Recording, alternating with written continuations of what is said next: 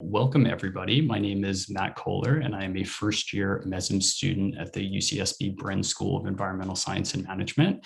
And I'm here today to chat with Professor Costello, a professor at the Bren School and director of the MLab Environmental Markets Lab, about non-market solutions and sustainable fisheries as well. So welcome, Chris. Thanks, Matt. Great to be here. So one of the first questions I had for you today was there's a popular saying that goes something like this: under capitalism, a tree has no value until it's cut down.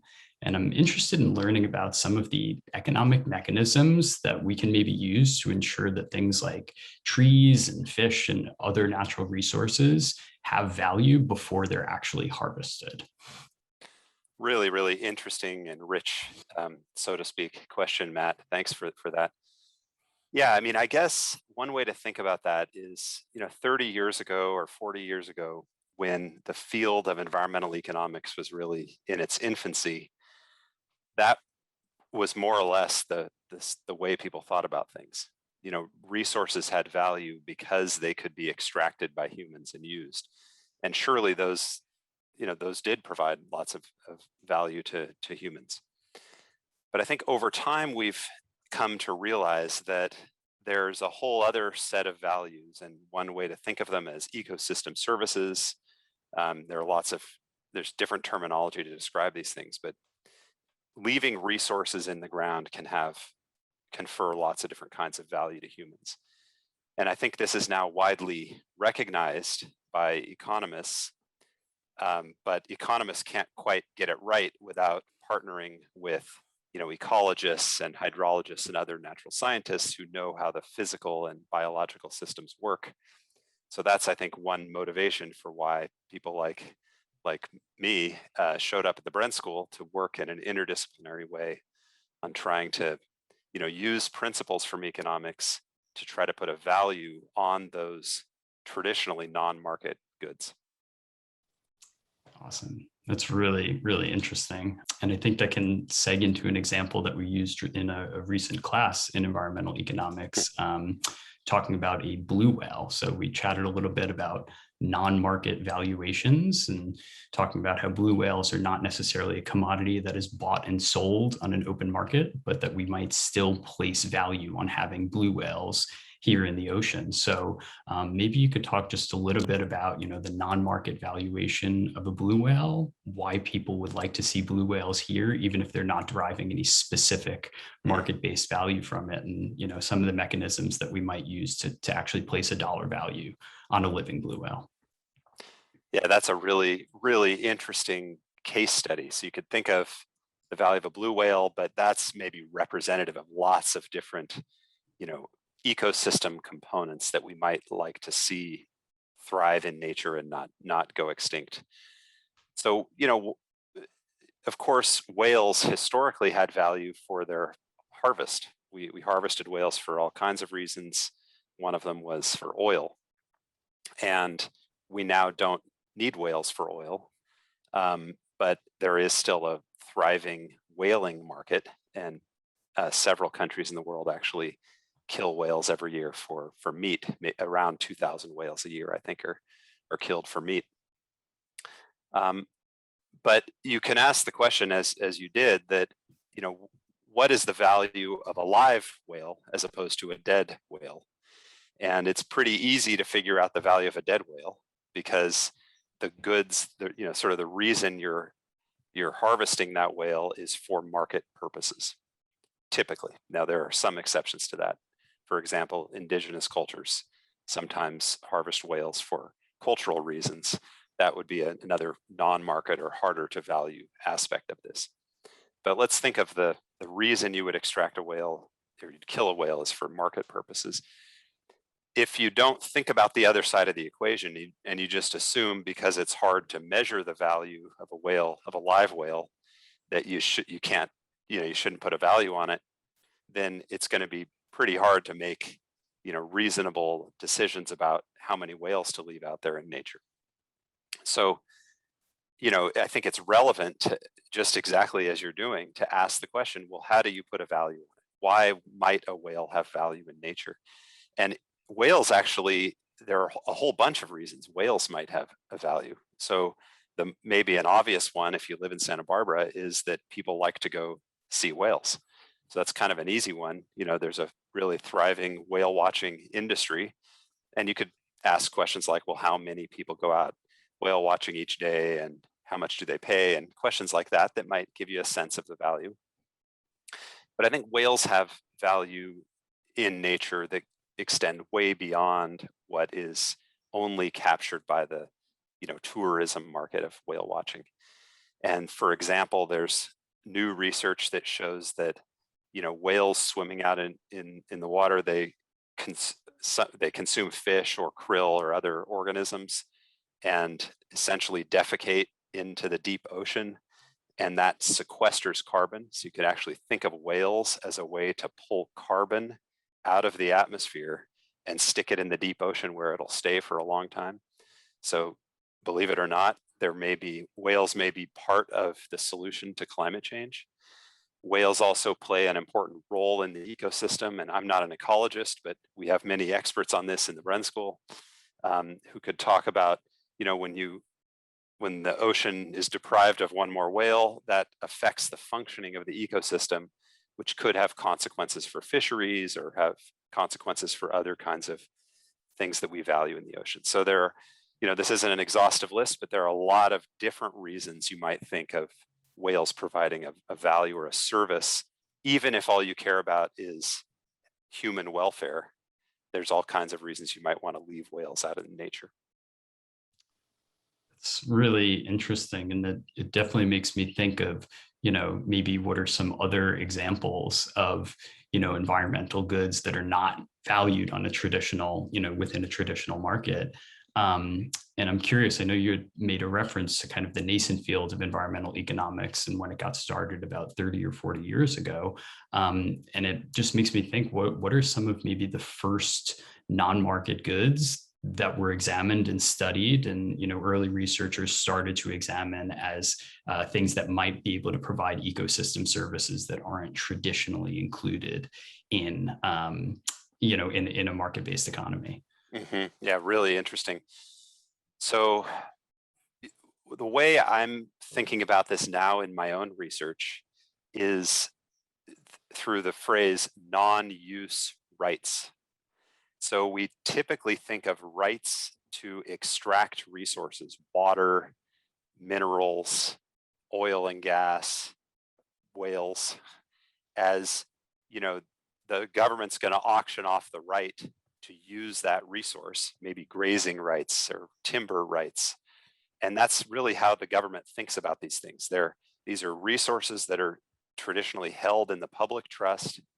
We're going to license out or auction off the right to use those resources.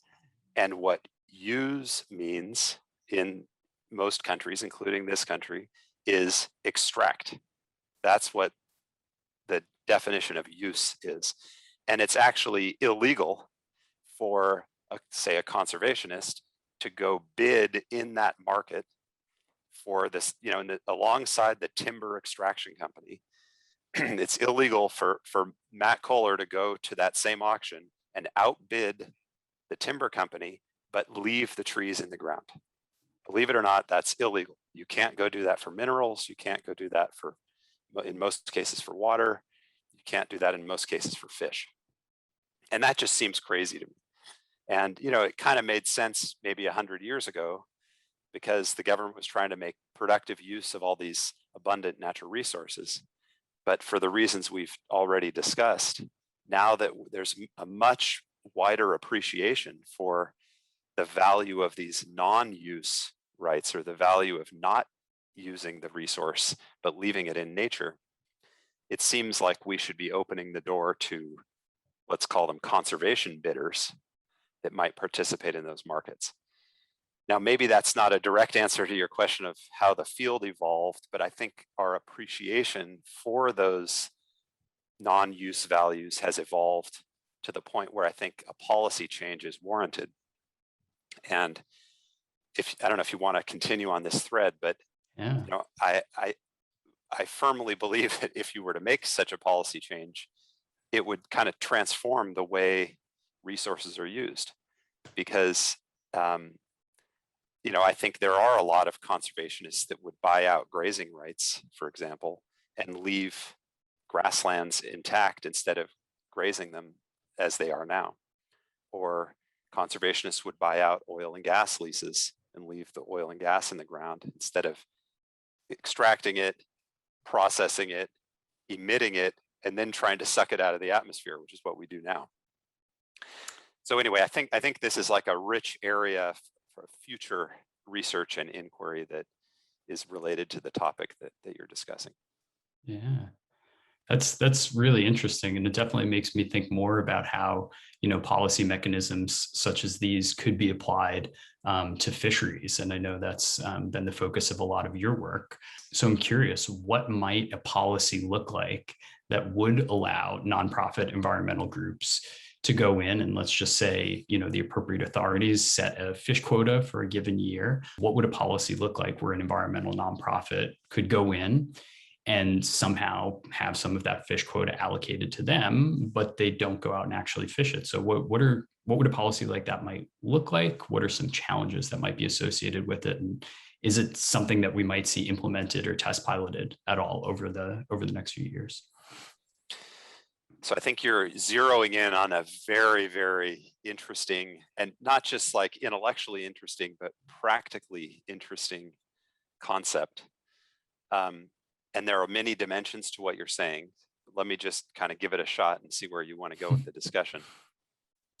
So a few years ago, Leah Gerber, who was a visitor to the Bren School, and Steve Gaines, the dean of the Bren School, and I wrote a paper in Nature on exactly what you're talking about for whales. So we actually proposed a market for whales where conservationists could participate in that market. And the idea would be that you take the countries that do most of the whaling today, which are Japan, Norway, and Iceland. They have, for various reasons, they've been given exceptions to be able to whale. So it's legal for them to go whaling today. And they kill maybe 2,000 whales a year, different species of whales. What if you capped their take of whales, let's say at 2,000, but you allowed conservationists to buy down those quota rights?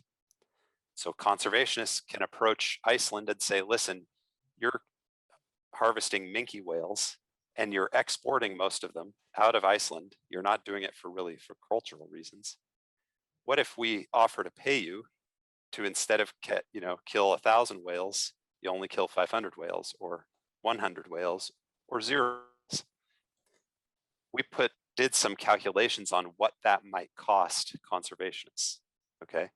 And what we found was that the cost of completely eliminating whaling, at least, according to some basic assumptions, would be much, much less costly than current anti-whaling efforts, which arguably are not very effective. Now, there are lots of things not to like about our proposal, and we got a lot of pushback from different groups, but we also, I think, stimulated a discussion among people about, well, maybe this isn't such a terrible idea. And you can think of it for whales, but you can also think of it for fisheries. So why not set, just exactly as you said, Matt, set a quota in a scientifically determined formula, and then allow conservationists to reduce, to buy that quota down. So maybe I could own 5% of the allowable take of tuna in a year. And as a conservationist, I'm not going to fish that 5%. So that's more tuna in the water. Now, one interesting dimension of this is when there are more fish out in the water, it makes all the other fishermen better off because it's easier for them to catch their quota share because there are more fish. So at least in principle, other fishermen should act. Costello has bought up 4% of quota. So, there's different economic dimensions and ecological dimensions to this problem.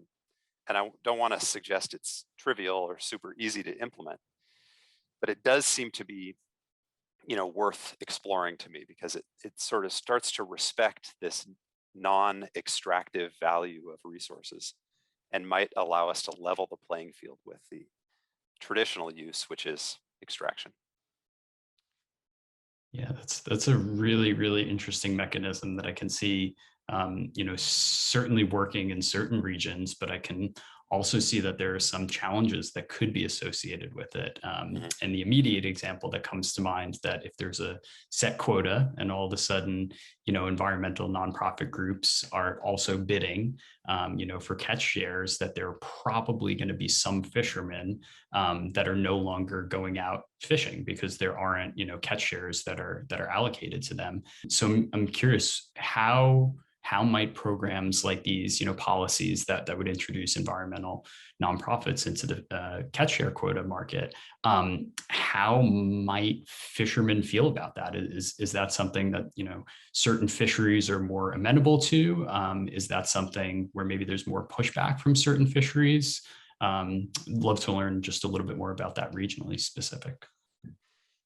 Yeah, and I don't want to take I don't want to broaden the conversation too much because I know time is short, but I'll just say in 2 or 3 sentences that, the principle that you're proposing, which is, or that you're, asking about, which is what I would call an environmental market, where you're going to cap the extraction of something, but then allow the participation in the market for the trading of those rights, not just to be among extractors, but to also include conservationists. If that's the kind of general theme of what we're talking about, and I think that can be applied to fisheries, but think about carbon emissions. It's the same idea. Should polluters be the only ones that get to participate in carbon markets? Or should a conservationist who wants to reduce carbon emissions be able to participate in a cap and trade for carbon, but not emit that amount of pollution? It's the same principle.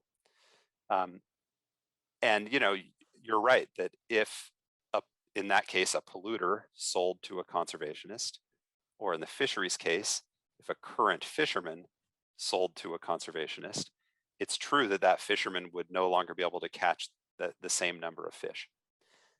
Would that necessarily reduce profits or jobs in the fishery sector? I would argue not necessarily. I think a whole bunch of things can happen when you open the door to this kind of conservation behavior. There's going to be a value of science, for example, or monitoring that arises because conservationists want to know, for example, where the maybe ecosystem problems are that need to be fixed. Who's going to supply that science? Well, fishermen are well poised to do that. So maybe a new market in providing science to conservationists starts to emerge, just for example. So I think yes, the economy will constantly be changing if you do this, but I don't think our goal is necessarily to lock in the current economic structure and to keep it that way forever. I think we want to be flexible and kind of acknowledge that, times have changed and maybe values have changed, and maybe we want to open the door to this kind of other side of the market that has historically been excluded. Yeah, that's a really interesting response, and it definitely gets me thinking about what it means to have a sustainable fishery, where if we are going to introduce these, markets that are kind of the next phase that are going to allow environmental nonprofits to bid on these resources, it certainly begs the question: how do we come up with a quota that is reasonable or sustainable? And what does that mean? What does it mean to have a sustainable fishery? And how do you collect data from year to year that allows you to say that a certain number is sustainable or not? So I'd love it if you could just talk a little bit about what it means at a high level for a fishery to be sustainable, and then if you have any examples of fisheries that are highly sustainable or highly unsustainable. I think that would be an interesting thing to learn a little bit more about. Yeah, absolutely. So so the traditional measure of fishery sustainability is you go count the number of fish underwater of a particular species, and you ask whether that fishery has a fish stock above or below a predefined reference point. And typical reference point that fisheries scientists use is something called MSY, or biomass at MSY. And what that is the biomass of fish, think of it as the volume or the number of fish that would return maximum sustainable yield, that would maximize the sustainable catch that you could get over time. And that tends to be somewhere around half or so of the completely unexploited biomass. So if you cut the fish stock in half, then you can maximize the catch over time that you take from that fish stock. And that may be counterintuitive to some conservationists. Why don't you want as many fish as possible out in the ocean? And of course you do, but if you want to maintain lots and lots of fish out in the ocean, you can't fish very much or at all. And so the sustainable catch would be very low in that case. So that's why you want to go down to around half. So we think of that as the reference point. And then what we do is we go out and measure fish stocks around the world, and we ask, are they above that reference point, in which case they're sustainable, or below that reference point, in which case they're not sustainable. And maybe we want to bring them back up if they're not sustainable. That's a kind of a very simple version of sustainability in fisheries, but it has persisted and really sustained itself over time in the way that stocks are measured, the way that stocks are managed. It doesn't really acknowledge or say anything about these non-use values, these ecosystem values of leaving fish or other resources in the ground or in the ocean. And so you could start to imagine a new kind of reference point that tries to acknowledge those sorts of values. And I think that's, one of the frontiers of fisheries science is really to start to embrace, food web effects or ecosystem effects of a particular species, or carbon sequestration benefits, or even maybe tourism benefits. And how do those add up to give you kind of a new notion of what an optimally managed fishery might look like? Yeah, it seems like we're definitely at a new frontier in terms of assessing some of the novel tools that can be used to manage fisheries. And I'm curious, what are some of the mechanisms that are currently being tested out, or at least in the stage of thinking about them as a concept, to achieve this like new frontiers in fisheries? Is it marine protected areas? Is it dynamic ocean management where you're taking into account like the temporal shifts in fish stocks? What might that look like in 10, 20 years time if some of these mechanisms are adopted? Yeah, this is a great question. And I think I just want to say, I think there's a risk of, the scientific community in the very data rich part of the world. And, the US is at the epicenter of that, getting so far down the road on the kind of thinking you're proposing here, which is very important, but kind of leaving half the world behind. Okay. If I had to paint a very broad picture of the current status of fisheries in the ocean, I would say that about half the world's fisheries in, more or less the rich part of the world are pretty sustainably managed. There are still challenges and problems we need to fix, but basically the big industrial fisheries in that part of the world are doing pretty well. And that's because of important science and management interventions that we've made over the last about 20 years. The whole other half of the world's fisheries are not doing as well and have lots and lots of problems, mostly due to just basic data needs. We just literally don't know how many fish are underwater, so we have no way of managing those fisheries. And there are governance challenges, and there are human rights abuse challenges. There are ecosystem problems of pollution and other things. So I think before we spend all of our effort going down this rabbit hole, which is important, of like finely tuning the management of already pretty well managed fisheries, I would argue we ought to devote more attention to the other half of the world that could really use help on just some basic principles of data and stock assessment and better management. So I'm not trying to discourage us from doing both, but I think it's important to keep in mind that if we really want the world's fisheries to be sustainable, I think the next best thing we could do is work on, you know, developing tropics and other regions that have traditionally had challenges managing fisheries.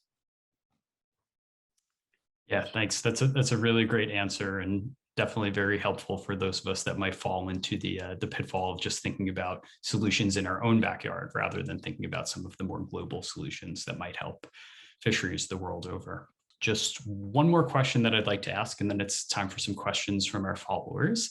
So you're a well-known academic researcher, but you still find time to teach an introduction to environmental economics class. And I'm curious, as a current student in your environmental econ class, why do you think it's important for early career environmental professionals to have an understanding of economics?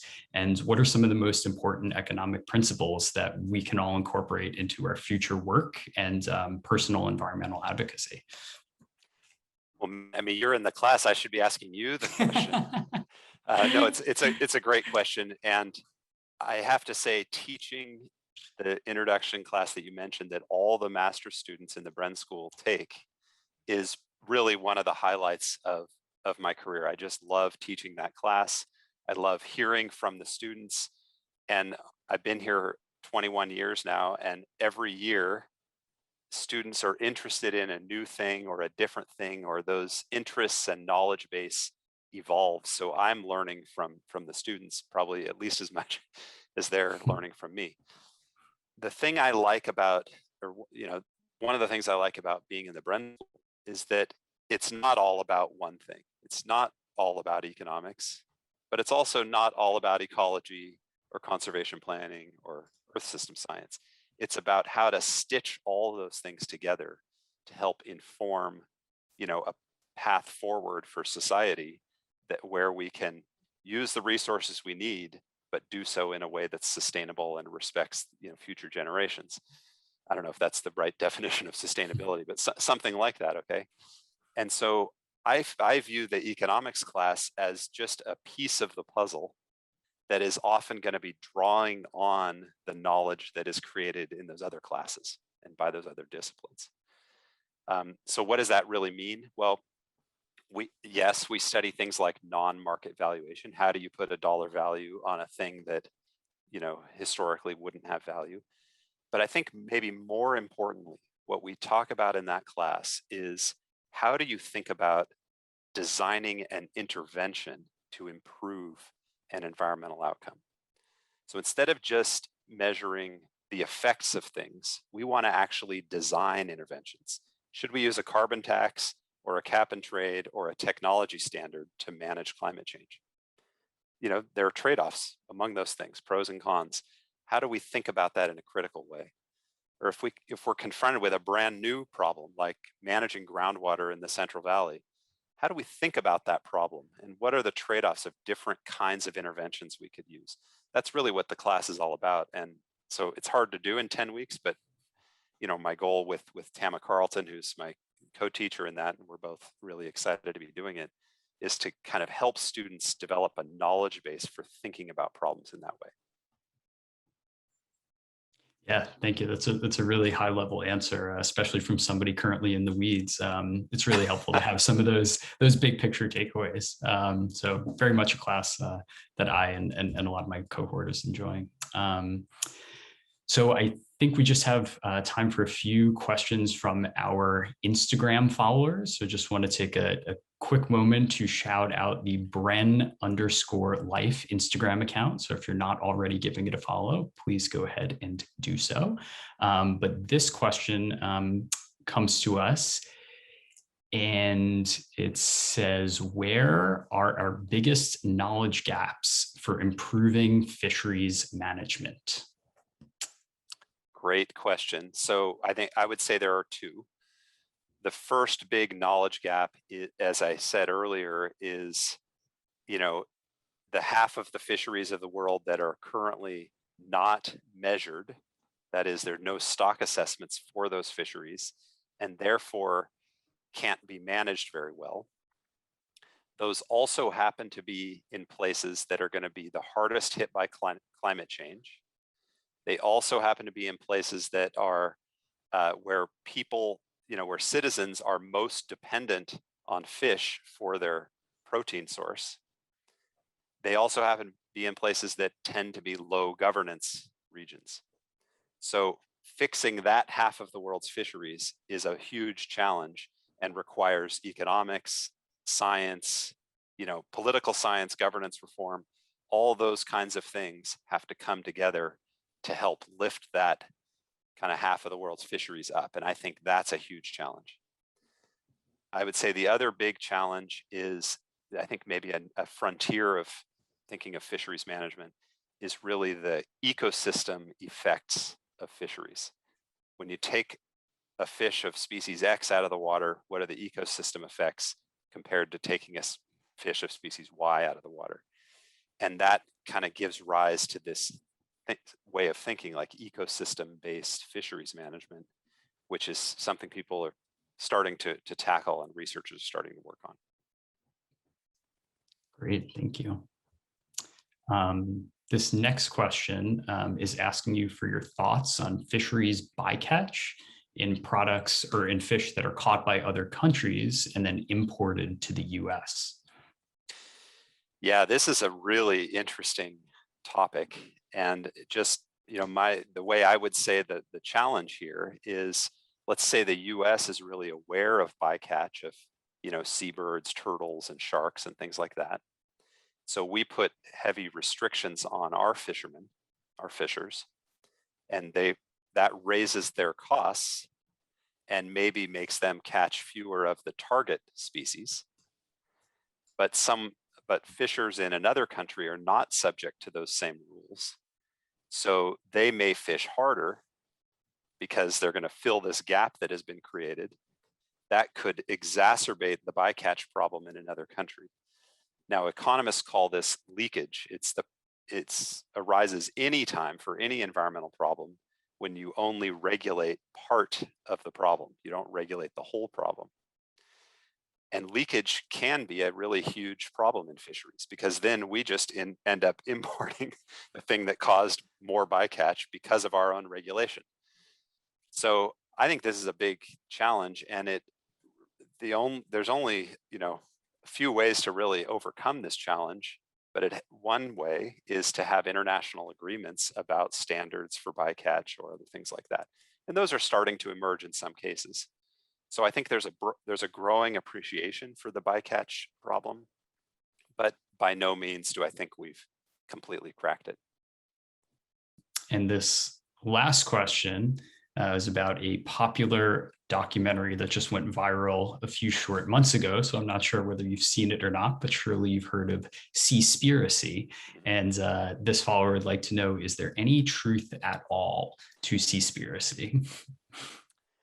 Well, I don't want to speak to every supposed fact that was stated in that documentary. I did see it.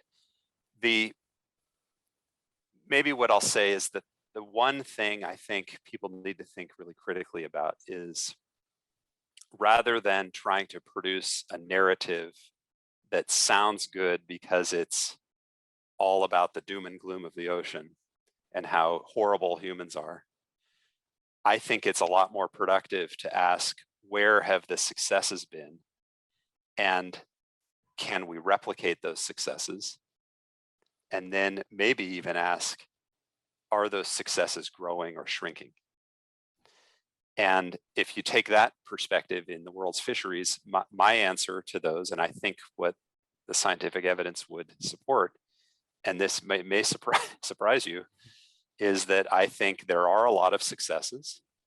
I think 30 years ago, there were very few successes. So the successes have been growing. They've been growing spatially. That is, some countries that used to not manage fisheries at all now are doing a pretty good job. And I think they're replicable. I think we can take the lessons learned in country A and at least to some extent learn something about what to do in country B. So if I were asked, is the ocean in a better place now than 20 years ago? I would actually say yes. and on average, as a whole. There's a lot of work to be done, like Seespiricity says, but I don't think it's all doom and gloom, and I don't think it was maybe fairly represented, or that those successes were fairly represented in the documentary. Yeah, I guess, just so we end on a high note here, what's maybe one example of a fishery or a region that looks a whole lot better today than it did 20 or 30 years ago? You know, you said we're interested in our backyard. I'm going to point to our backyard, either literally off the coast of Santa Barbara, and you could look at both state managed fisheries like lobster, for example, or federally managed fisheries like our groundfish fishery, both of which are just so abundant right now. I mean, yes, there are challenges always, but our fisheries on the West Coast are now in just such a better condition than they have been historically.